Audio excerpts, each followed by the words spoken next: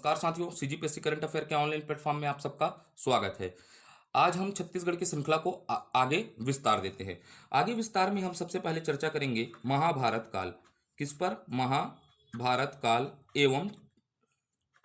एवं छत्तीसगढ़ पर क्या करेंगे? चर्चा करेंगे। आज के वीडियो में हम चर्चा करेंगे महाभारत काल एवं छत्तीसगढ़ पर क्या करेंगे? चर्चा करेंगे। तो अब इसको हम किस तरह पढ़ेंगे महाभारत काल एवं छत्तीसगढ़ को? सबसे पहले क्या देखेंगे? सामान्य परिचय देखेंगे। किसका? महाभारत काल का क्या देखेंगे? सामान्य परिचय पर चर्चा करेंगे। फिर सामान्य परिचय के बाद हम इस पर चर्चा करेंगे, इस टॉपिक में महाभारत कालीन कालीन स्थल पर चर्चा करेंगे कि महाभारत कालीन स्थल पर क्या करेंगे? चर्चा करेंगे। और किस संदर्भ में करेंगे? छत्तीसगढ़ में कहां कहां पर महाभारत कालीन क्या है? स्थल है करके चर्चा करेंगे। तो शुरुआत करते हैं। सबसे पहले हम चर्चा को केंद्र बनाते हैं सामान्य परिचय पर। किस पर चर्चा करते हैं? सामान्य परिचय पर क्या करते हैं? चर्चा करते हैं। तो सामान्य परिचय में महाभारत काल से संबंधित छत्तीसगढ़ में क्या प्राप्त होते हैं? अनेक साक्ष्य प्राप्त होते हैं। तो पहला लाइन मैं लिखता हूं, महाभारत काल महाभारत काल से संबंधित अनेक साक्ष्य या प्रमाण छत्तीसगढ़ से प्राप्त होते हैं। छत्तीसगढ़ में प्राप्त होते हैं। ये हमारा थोड़ा भूमिका हो गया, छत्तीसगढ़ से प्राप्त होते हैं, क्योंकि हमको pre plus mains plus Vyapam की तैयारी करना है। तो सामान्य परिचय में मैं क्या कहा? महाभारत काल के अनेक साक्ष्य कहां से प्राप्त होते हैं? छत्तीसगढ़ से प्राप्त होते हैं। अब इस महाभारत काल में हमको ये याद रखना है, महाभारत काल में छत्तीसगढ़ को किन नामों से जाना जाता था? तो महाभारत काल में छत्तीसगढ़ को, पहला मैं किसको बोलता हूं? छत्तीसगढ़ को प्राक कौशल कहा जाता था। क्या कहा जाता था? प्राक कौशल कहा जाता था। आपको बिल्कुल याद रखना है, छत्तीसगढ़ को क्या कहा जाता था? प्राक कौशल कहा जाता था। तो ये पहला प्रश्न पूछ सकता है आपसे एग्जामिनर कि महाभारत काल में छत्तीसगढ़ किस नाम से जाना जाता था? प्राक कौशल या कौशल के नाम से जाना जाता था। तो आपको समझ में आया कि छत्तीसगढ़ को क्या कहा जाता था? प्राक कौशल या कौशल कहा जाता था। वैसे ही हमको याद रखना है, जो बस्तर है, क्या है? बस्तर है। तो बस्तर क्षेत्र को महाभारत काल में क्या कहा जाता था? तो बस्तर को क्या कहा जाता था? कंतार कहा जाता था। क्या कहा जाता था? कंतार या महाकंतार कहा जाता था। क्या कहा जाता था?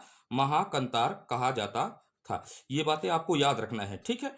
तो हमने क्या पर चालू किया है? महाभारत काल। और महाभारत काल में सबसे पहले क्या देखा? महाभारत काल में छत्तीसगढ़ का नाम क्या था? तो छत्तीसगढ़ को क्या कहा जाता था? प्राक कौशल या कौशल कहा जाता था। और बस्तर को क्या कहा जाता था? महाकंतार कहा जाता था।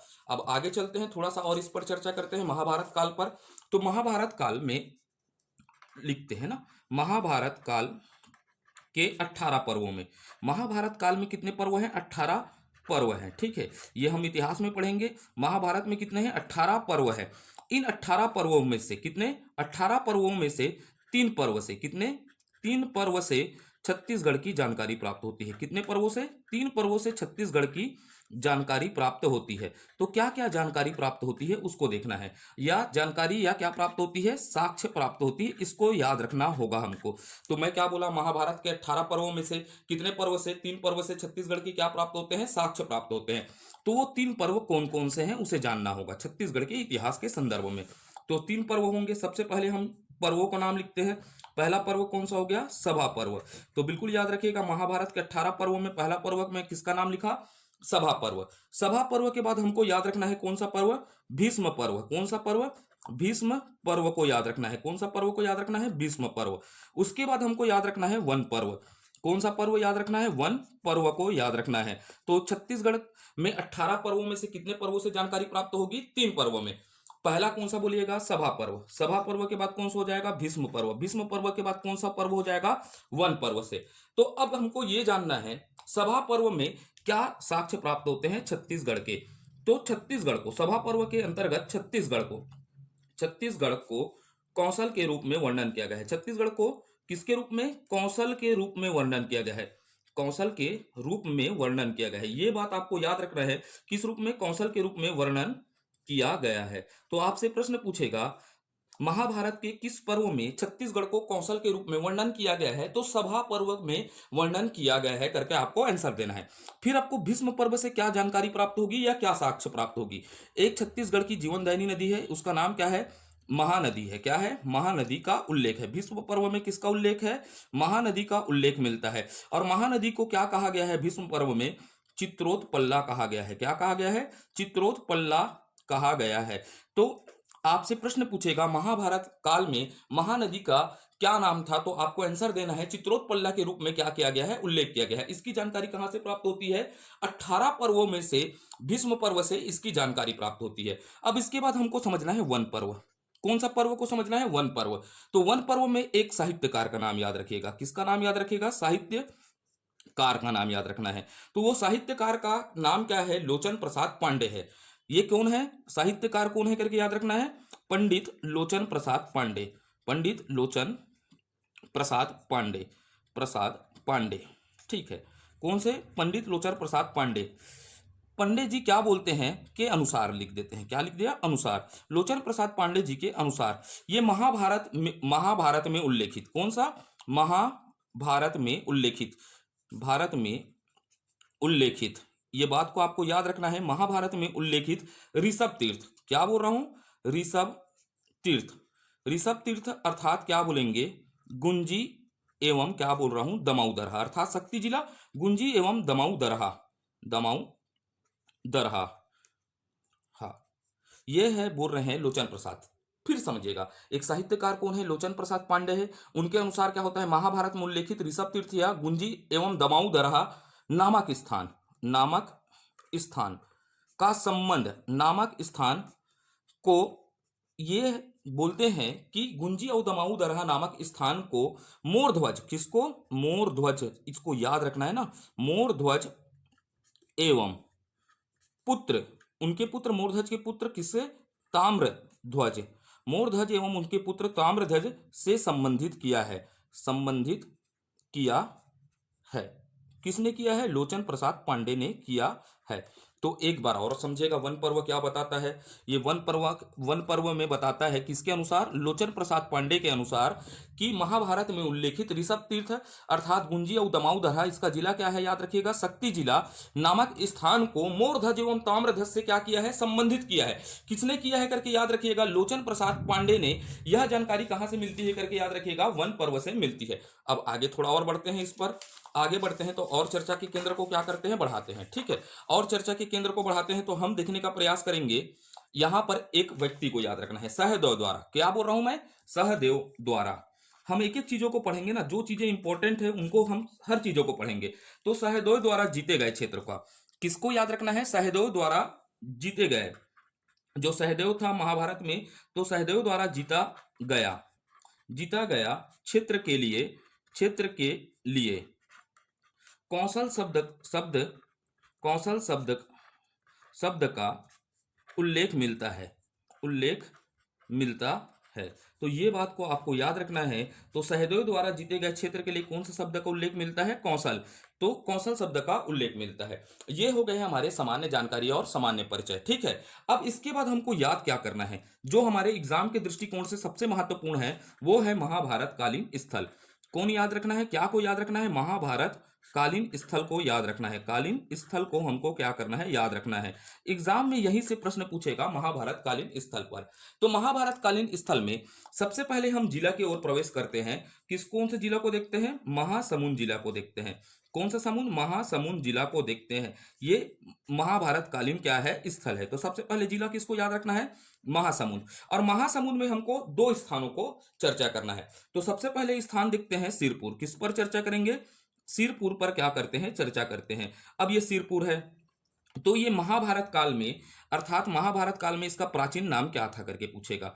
तो महाभारत काल में सिरपुर का प्राचीन नाम क्या था? चित्रांगदपुर था। क्या था बोलेंगे? चित्रांगदपुर था। क्या था? चित्रांगदपुर था। तो ये सिरपुर महाभारत काल में किस नाम से जाना जाता था? चित्रांगदपुर के नाम से जाना जाता था। और सिरपुर का अन्य नाम भी देख लेते हैं एग्जाम के दृष्टिकोण से, अन्य नाम भी हम याद रख लेते हैं। तो सिरपुर का प्राचीन नाम याद रखेगा। क्या याद रखेगा?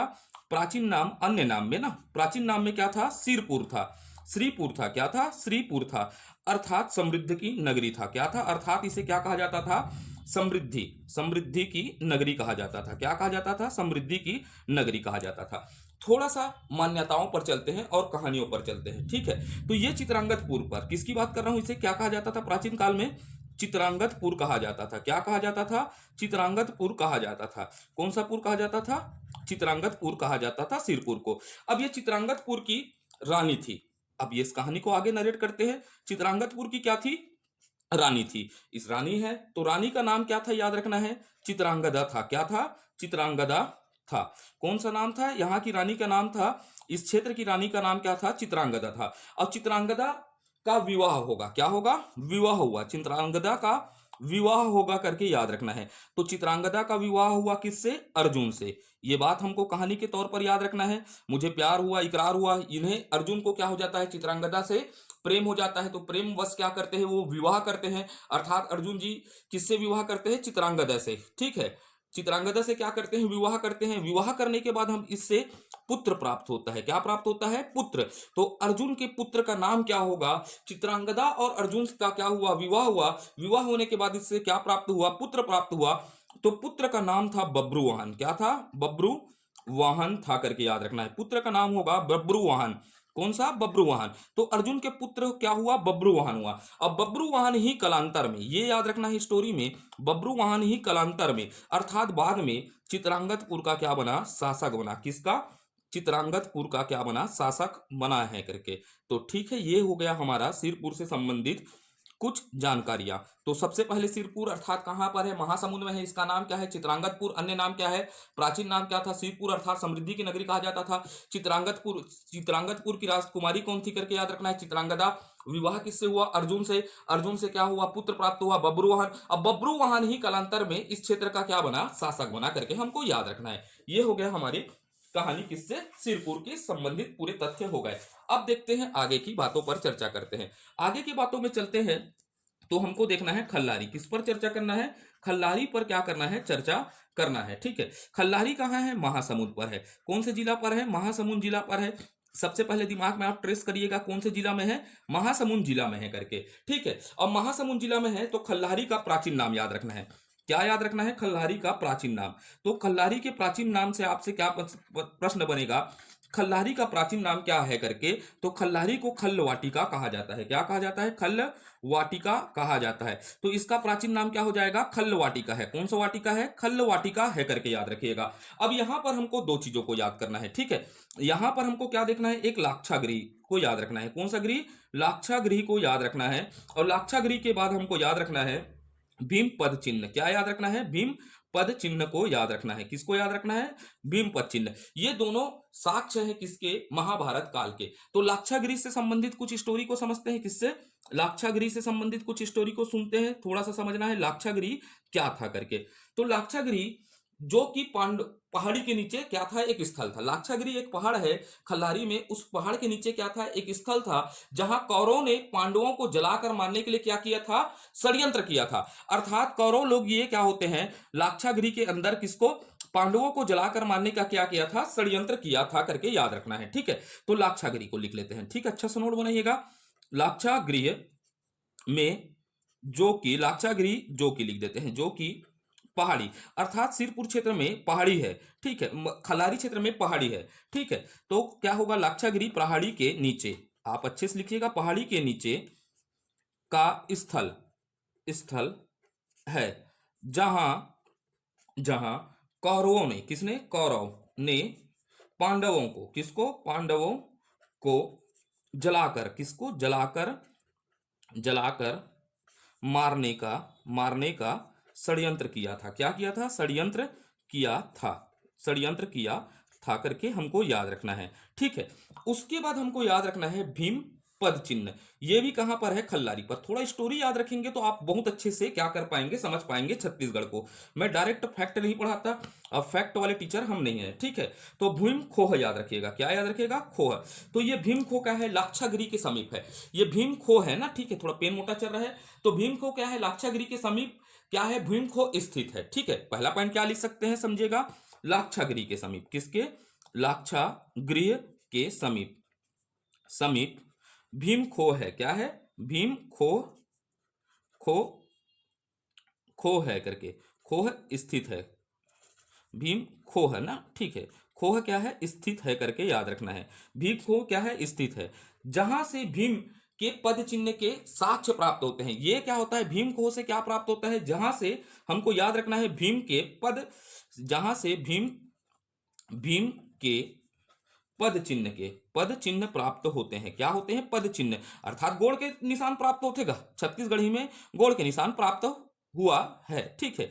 अर्थात गोड़ के निशान क्या होते हैं, प्राप्त होते हैं, अर्थात पद चिन्ह है करके याद रखना है। अब यहां पर मान्यता है, ठीक है, कि मान्यता के अनुसार लाक्षागृह के आग से, के लिए, आग, आग से बचने के लिए, ठीक है। अब ये क्या है, भीमखो नामक स्थान है, तो यहां से लाक्षागृह में आग लगा, तो आग से बचने के लिए भीम ने क्या किया, सुरंग बनाए थे और सुरंग से छलांग लगाया, क्या लगाया, भीम क्या लगाया, सुरंग से छलांग लगाया, तो उससे वहां पर उसके क्या हो गए, पद के चिन्ह बन गए। ये बात हमको याद रखना है, किसके, लाक्षागृह के संबंध में जानकारियां, ये भीम खो के संबंध में क्या हो गया, जानकारियां हो गया। अब ये देखते हैं खल्लारी, खल्लारी का नाम में हमको क्या याद रखना है, खल्लारी में खल्लवाटिका रखना है, और दो स्थान को याद रखना है, लाक्षागृह और किसको याद रखना है, भीम पद चिन्ह। लाक्षागृह क्या था, यहां पर कौरवों ने पांडवों को मारने का क्या किया था, षड्यंत्र किया था, क्या किया था, कौरवों को मारने का क्या किया था, कौरवों ने पांडवों को मारने का षड्यंत्र किया था। उसके बाद भीम पद चिन्ह है, लाक्षागृह के समीप क्या होता है, भूमि को स्थित है, जहां भीम के क्या है, पद चिन्ह स्थित है करके याद रखना है। उसके बाद हमको चलते हैं अगला जिला में, अगले जिले में प्रवेश करेंगे तो हम देखेंगे बिलासपुर पर चलते हैं। कहां प्रवेश करते हैं, सीधा बिलासपुर जिले पर चलते हैं। यहां से क्या साक्ष्य प्राप्त होते हैं, महाभारत काल के, उसको देखने का प्रयास करते हैं।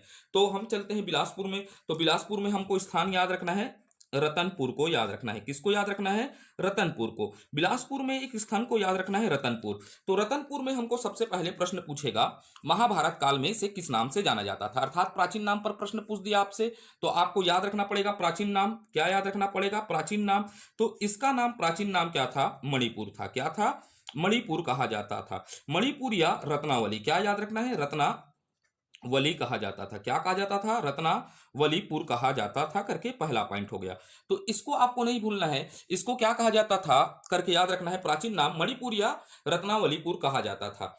अब यहां पर हमको दूसरा बात क्या याद रखना है, तो दूसरा बात हमको याद रखने का प्रयास करना है, राजधानी, क्या याद रखना है, राजधानी था, क्या था, राजधानी था। तो किनका राजधानी था करके प्रश्न पूछेगा, रत्नपुर महाभारत काल में किनका राजधानी था, तो यह लिखिएगा ना, यह मोरध्वज तथा उसके पुत्र ताम्रध्वज की क्या थी, राजधानी थी। तो हमको याद रखना है, यह मोरध्वज, किसका, मोरध्वज एवं उसके पुत्र, ठीक है। उसके पुत्र कौन है भैया, उसका पुत्र याद रखना है ताम्रध्वज, मोरध्वज का पुत्र कौन था, ताम्रध्वज का क्या था, राजधानी, राजधानी थी। तो मोरध्वज एवं ताम्रध्वज की राजधानी थी करके हमको याद रखना है, ठीक है। अब विशेष लिख देते हैं, क्या लिख देते हैं, एक विशेष लिख देते हैं, ठीक है। विशेष में क्या लिखेंगे, मान्यता के अनुसार मोरध्वज एवं ताम्रध्वज ने महाभारत के युद्ध में भाग लिया था। क्या बोल रहा हूं, मान्यता है ना, एज पर बिलीफ के अनुसार, ठीक है। तो ये लिखिएगा, मान्यता के अनुसार, किसके अनुसार, मान्यता के अनुसार, अनुसार मोरध्वज, कौन का बोल रहा हूं, मोरध्वज एवं ताम्रध्वज ने, किसने, ताम्रध्वज ने, किसने, ताम्रध्वज ने महाभारत, कौन से भारत, महाभारत, ये आपको याद रखना है, महाभारत के युद्ध में भाग लिया, युद्ध में भाग लिया करके आपको याद रखना है, भाग लिया। तो ये हो गया हमारा कौन सा जिला, बिलासपुर जिला। बिलासपुर में हमको याद रखना है प्राचीन नाम क्या है इसका, किसको देखना है, बिलासपुर में रतनपुर, रतनपुर का प्राचीन नाम क्या है, मणिपुर या रत्नावली, राजधानी क्या थी, मोरध्वज एवं ताम्रध्वज की, उसके पुत्र ताम्रध्वज की क्या थी, राजधानी थी। विशेष क्या रखना है, मान्यता के अनुसार, किसके अनुसार, मान्यता के अनुसार क्या होता है, यह मोरध्वज एवं ताम्रध्वज ने महाभारत के युद्ध में क्या किया था, भाग लिया था, ठीक है। तो अब आगे टॉपिक की ओर चलते हैं, फिर चलते हैं अपन शक्ति जिला, कौन से जिले में चलते हैं, शक्ति जिला में चलते हैं। अब याद रखना किसको है, कौन से जिला को याद रखना है, शक्ति जिला को। कौन से जिला में प्रवेश करते हैं, शक्ति जिला की ओर प्रवेश करते हैं, ठीक है।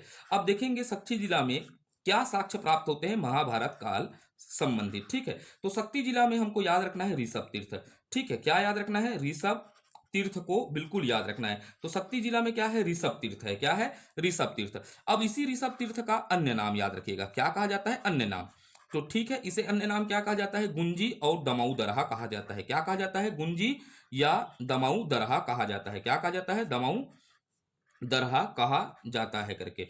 तो शक्ति में ऋषभ तीर्थ है, ऋषभ तीर्थ को क्या कहा जाता है? गुंजी। और क्या कहा जाता है? दमाऊ दरहा कहा जाता है। ठीक है, क्या कहा जाता है? ऋषभ तीर्थ को गुंजी और क्या कहा जाता है? दमाऊ दरहा। तो ऋषभ लिख दीजिएगा इसको, ऋषभ तीर्थ को क्या कहा जाता है? अन्य नाम क्या हो जाएगा? गुंजी एवं दमाऊ दरहा कहा जाता है। ठीक है, थोड़ा सा परेशान कर रहा है ये पेपर। ठीक है, तो आप एडजस्ट करिएगा। गुंजी और क्या कहा जाता है? दमाऊ दरहा कहा जाता है। ठीक है, उसके बाद हमको ये याद रखना है विशेष। यहां पर क्या याद रखना है? विशेष को याद रखना है। किसको याद रखना है आपको? विशेष। तो ये क्या कहते हैं? एक साहित्यकार है लोचन प्रसाद पांडे। किसको याद रखना है? लोचन प्रसाद पांडे को याद रखना है। लोचन प्रसाद पांडे के अनुसार, किसके अनुसार बोल रहा हूं? लोचन प्रसाद पांडे के अनुसार ऋषभ तीर्थ का संबंध संबंध ताम्रध्वज एवं मोरध्वज से बताया है। ताम्रध्वज एवं मोरध्वज से बताया है। ध्वज से संबंधित किया है लिख लीजिएगा। क्या लिख लीजिएगा? संबंधित किया है। ठीक है, किया है करके। तो महाभारत कालीन स्थल में हमने शक्ति देखा। शक्ति में कौन सा स्थान याद करना है? ऋषभ तीर्थ को। किसको याद रखना है हमको? ऋषभ तीर्थ को याद रखना है। और ऋषभ तीर्थ का अन्य नाम क्या था? गुंजी या दमाऊ दरहा था। विशेष क्या याद रखना है? लोचन प्रसाद पांडे के अनुसार ऋषभ तीर्थ का संबंध ताम्रध्वज एवं मोरध्वज से था। मैं शुरू में बताया वन पर्व में। उसके बाद हम पहुंच जाते हैं रायपुर जिला। किस जिले में पहुंच जाते हैं? रायपुर जिले में पहुंच जाते हैं। याद रखना है कौन सा जिला? रायपुर जिले पर पहुंच जाते हैं। किस जिले पर पहुंच जाते हैं? रायपुर जिला। और रायपुर जिले में आपको याद क्या रखना है? आरंग को याद रखना है। किसको याद रखना है? आरंग को याद रखना है। ठीक है, ठीक है। तो यहां पर इसका सबसे पहले नाम याद रखना है। आरंग का प्राचीन नाम याद रखिएगा। क्या रखेगा? प्राचीन नाम। ये प्रश्न पूछा हुआ है, भांडेर है। क्या है? याद रखना है, भांडेर है। ठीक है, अब इसे संबंधित किया गया है। संबंधित किया गया है, जो आरंग क्षेत्र है संबंधित है करके बताया मोरध्वज की कथा से। मोरध्वज की कथा से क्या है? संबंधित है। मोरध्वज की कथा से क्या है? संबंधित था। ठीक है, मोरध्वज की कथा से संबंधित क्षेत्र है करके याद रखना है। मोरध्वज की कथा से संबंधित क्या है? क्षेत्र है। ये आरंग है। आरंग का प्राचीन नाम क्या था? भांडेर था। क्या था? भांडेर था। इसका संबंध क्या है? मोरध्वज की कथा से क्या है? संबंधित है। अब यहां पर जनश्रुति। जनश्रुति को मैं जब पर्यटन पढ़ाऊंगा तो और ज्यादा विस्तृत चर्चा करूंगा। एक जनश्रुति है। क्या है? जनश्रुति लिख लीजिएगा। ठीक है, पेन मोटा चल रहा है, जनश्रुति लिखेगा। तो आरंग का नामकरण आर्य द्वारा अंक काटने के आधार पर किया गया है। इसको मैं विस्तृत पढ़ाऊंगा जब पर्यटन पढ़ाऊंगा तो आरंग का नामकरण। ठीक है, किसका नामकरण? आरंग का नामकरण आपको याद रखना है। किसका नामकरण? आरंग का नामकरण आर्य द्वारा आर्य द्वारा आर्य द्वारा अंग काटने के आधार पर किया गया है। अंग काटने के आधार पर किया गया है। आधार पर किया गया है करके याद रखना है। किया गया है करके हमको याद रखना है। तो भाई आरंग का नाम कैसे पढ़ा करके याद रखना है? आर्य द्वारा अंक काटने के कारण इसका नाम आरंग पढ़ा करके हमको याद रखना है। ठीक है, तो ये हो गया किसका? आरंग में। और एक विशेष लिख लीजिएगा। यहां से और प्रश्न बनेगा तो विशेष से और एक प्रश्न बन सकता है। प्राचीन आरंग। आरंग को याद रखिएगा। किसको? आरंग। प्राचीन मान्यताओं के आधार पर अतिथि सत्कार के लिए क्या कर जाता था? जाना जाता था। आरंग का एक और चीज है। आरंग प्राचीन मान्यताओं में, किसमें? प्राचीन मान्यताओं में याद रखिएगा। मान्यताओं के आधार पर, प्राचीन मान्यताओं के आधार पर करके। ठीक है, आधार पर अतिथि सत्कार। ठीक है, अतिथि सत्कार के लिए जाना जाता था। किसके लिए? अतिथि सत्कार के लिए जाना जाता था। ये स्टोरी को जब मैं आपको कहाँ पढ़ाऊंगा? पर्यटन में। तो इस पर मैं क्या करूंगा? चर्चा करूंगा। हर एक चीजों को मैं पढ़ाऊंगा। आप टेंशन मत लीजिएगा। पर्यटन में ऐसे अनछुए पहलू देखेंगे आप छत्तीसगढ़ में जो किताबों से इतर रहेंगे। किताबों में भी नहीं है। ठीक है, आप जो किताब पढ़ते हैं उन किताबों से भी अलग तरीके से मैं क्या पढ़ाऊंगा? पर्यटन पढ़ाऊंगा। ठीक है, तो ये हो गया हमारा कौन सा? आरंग। आरंग का प्राचीन नाम आपको याद किसको रखना है? भांडेर। ठीक है, ये मोरध्वज की कहानी से क्या था? संबंधित था। जनश्रुति के अनुसार से आरंग का नामकरण आर्य द्वारा अंक काटने के आधार पर किया गया है। विशेष आरंग प्राचीन मान्यताओं के आधार पर अतिथि सत्कार के लिए, किसके लिए? अतिथि सत्कार के लिए जाना जाता था। अब यहां से डाल लीजिएगा एक नोट। और नोट डालोगे तो जो प्रीवियस ईयर में क्वेश्चन आए हैं वो ऐसे ही बन जाएंगे आपसे। ठीक है, एक नोट डालिएगा। ठीक है, क्या डाल लीजिएगा? नोट। नोट में लिखिएगा मोरध्वज। क्या लिखिएगा? मोरध्वज। मोरध्वज तथा एवं लिख लीजिएगा। एवं ताम्रध्वज का संबंध। ताम्र ध्वज का संबंध लिखिएगा। ताम्रध्वज का संबंध लिख लीजिएगा। और यहां से आप प्रीवियस ईयर के क्वेश्चन बना के देखिएगा, एकदम आसानी से बनेंगे। संबंध थे करके। तो ये मोरध्वज एवं ताम्रध्वज के संबंध थे। कहाँ कहाँ थे संबंध को लिख लीजिएगा। पहले क्या था, रतनपुर में था या नहीं था, हाँ अभी पढ़े हैं। मोरध्वज एवं ताम्रध्वज का संबंध कहाँ से, रतनपुर से था। उसके बाद कहाँ से है, आरंग से है। आरंग के बाद क्या लिख लीजिएगा, ऋषभ तीर्थ से भी इसका क्या है संबंध है। किससे, ऋषभ तीर्थ से भी इसका क्या है संबंध है करके याद रख लीजिएगा। तो ये हो गया हमारा महाभारत कालीन संपूर्ण जानकारी। उसके बाद आप जो स्थल है आपको याद रखने के लिए सबसे पहले, ठीक सॉरी ये मैप क्या हो गया, पेन गलत चल गया, ठीक है। तो मैं क्या बोलता हूं, उसके बाद आप एक छत्तीसगढ़ का बढ़िया सा मैप बना लीजिएगा, जिस प्रकार भी बनाना है आपको मैप, ठीक है। आपकी सुविधा अनुसार आप क्या बना लीजिएगा, एक मैप बना लीजिएगा, ठीक है। इस तरह क्या बना लीजिएगा, मैप बना लीजिएगा। और स्थल को क्या कर लीजिएगा, लोकेट कर लीजिएगा। पहला स्थल क्या देखे थे हमने, बिलासपुर कर लीजिएगा। तो बिलासपुर में हमको क्या है स्थल, महाभारत कालीन स्थल कौन सा था करके याद रखना है, रतनपुर, ठीक है। इस प्रकार आप बनाइएगा, रतनपुर क्या है करके याद रखना है, महाभारत कालीन स्थल है। उसके बाद हमको कहाँ जाना है, रायपुर चले जाएंगे। कहाँ चले जाएंगे, रायपुर। रायपुर में हमको क्या याद रखना है बताइएगा, आरंग को याद रखना था। क्या है, रायपुर में आरंग भी क्या है, महाभारत कालीन स्थल है। रायपुर का आरंग भी महाभारत कालीन स्थल है। उसके बाद हमको क्या याद रखना है, शक्ति। इस तरह आप मैप बना लीजिएगा। शक्ति में क्या याद रखना है, ऋषभ तीर्थ अर्थात गुंजी एवं दमाऊ दरहा। क्या है, गुंजी एवं दमाऊ दरहा है करके याद रखना है, गुंजी एवं दमाऊ दरहा। उसके बाद हमको महासमुंद चले जाएंगे। कहाँ चले जाएंगे, महासमुंद। महासमुंद में हमको दो स्थान याद रखना है करके याद रखिएगा। एक हो गया सिरपुर, क्या हो गया, सिरपुर। और कौन सा हो जाएगा आपका, खल्लारी। ये होता है हमारा पूरा महाभारत काल क्या होता है, समाप्त होता है, ठीक है। वीडियो क्यों मैं आगे ज्यादा लंबा नहीं बना रहा हूँ, स्टोरेज के प्रॉब्लम से। अब स्टोरेज के प्रॉब्लम के कारण वीडियो अटक जाता है, और वीडियो अटक जाता है तो बार बार मेरे को एडिट करना पड़ता है, और मेरे को बहुत परेशानी होता है, ठीक है। क्योंकि अकेला व्यक्ति हूं, जब समय मिलता है तो वीडियो शूट करता हूं, ठीक है। तो आपको यह प्रयास कैसा लग रहा है करके बिल्कुल क्या करके बताना है, कमेंट करके, ठीक है। आगे पढ़ना है या नहीं पढ़ना है कमेंट बताइएगा ना। कमेंट करेंगे तो हमें भी यह जानकारी प्राप्त होगी कि हमारे द्वारा पढ़ाया गया जानकारी आपके लिए उपयोगी हो रहा है। और अच्छा लगता है तो बिल्कुल क्या करना है, लाइक करना है, ठीक है। लाइक करना है। और इस परिवार को आगे बढ़ाना है, तो इससे इस मुहिम को आगे बढ़ाना है तो अधिक से अधिक क्या करना है, आपको शेयर करना है। तीन चीज, जानकारी देना है तो हमें जानकारी प्रदान करना है तो कमेंट करना है, अगर अच्छा लगता है तो लाइक करना है। और इस YouTube चैनल को, अर्थात ये परिवार है, ठीक है, चैनल नहीं है, ये पैसा वैसा कमाने के उद्देश्य से नहीं बनाया गया है, ठीक है। तो आप इसे परिवार का हिस्सा समझते हैं तो इसे अधिक से अधिक क्या करिए, शेयर करिए, ठीक है। तो धन्यवाद। भारत माता की जय। अगले वीडियो में प्रस्तुत होंगे और अगले टॉपिक के साथ जल्द ही।